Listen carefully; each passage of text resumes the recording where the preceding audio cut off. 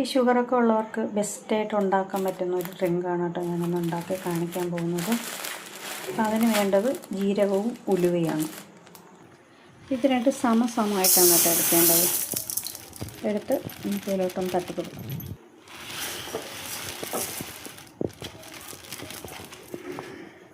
ഇത് രണ്ടും കൂടെ ചേർത്ത് നന്നായിട്ടൊന്ന് വറുത്തെടുക്കുക. ചെറിയൊരു ബ്രൗൺ കളർ ആവുന്നവരെ ഇത് നമുക്കൊന്ന് ചൂടാക്കിയെടുക്കാം. ചെറുതായിട്ടൊന്ന് ബ്രൗൺ കളറായി വരുമ്പോൾ നമുക്ക് ഫ്ലെയിം ഒന്ന് ഓഫ് ചെയ്ത് കൊടുക്കാം. ഇത് ഒത്തിരി അങ്ങ് കരിഞ്ഞു പോകരുത്, കാരണം അപ്പോഴൊരു കയ്പ്പ് ഫീൽ ചെയ്യും. തണുത്തതിന് ശേഷം അത് മിക്സിയുടെ ജാറിലിട്ട് നന്നായിട്ട് ഫൈനായിട്ടൊന്ന് അരച്ചെടുക്കണം, പൊടിച്ചെടുക്കണം. വെള്ളം ഒരു തരി പോലും ചേർക്കാണ്ട് പൊടിച്ചെടുക്കണം. പക്ഷെ 1 വർഷം വരെ നമുക്കിത് ഫ്രിഡ്ജിൽ വെക്കാണ്ടും നമുക്ക് സൂക്ഷിക്കാൻ പറ്റും കേട്ടോ, പുറത്ത് തന്നെ. കാരണം അത് മാത്രമല്ല, പിന്നുള്ള ടിപ്പ് എന്ന് പറഞ്ഞാൽ നമ്മൾ സാമ്പാറൊക്കെ വെക്കുന്ന സമയത്ത് ലാസ്റ്റ് ഈ ഒരു കുറച്ച് പൊടി ഇട്ട് കൊടുത്താൽ നല്ല മണമായിരിക്കും, സാമ്പാറിന് നല്ല ടേസ്റ്റും ആയിരിക്കും കേട്ടോ. ഷുഗറിൻ്റെ ഇതിന് മാത്രമല്ല, ഇത് നമുക്ക് സാമ്പാർ വെക്കുമ്പോഴും നമുക്ക് എടുക്കാൻ പറ്റും.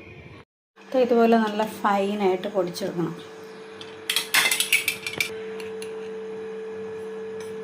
ഇത് രാവിലെ വെറും വയറ്റിൽ വെള്ളം ഇത് വിട്ടൊന്ന് തിളപ്പിച്ചതിന് ശേഷം ഇട്ട് കുടിച്ച് കഴിഞ്ഞാൽ ഷുഗറൊക്കെ നന്നായിട്ട് കുറയും കേട്ടോ.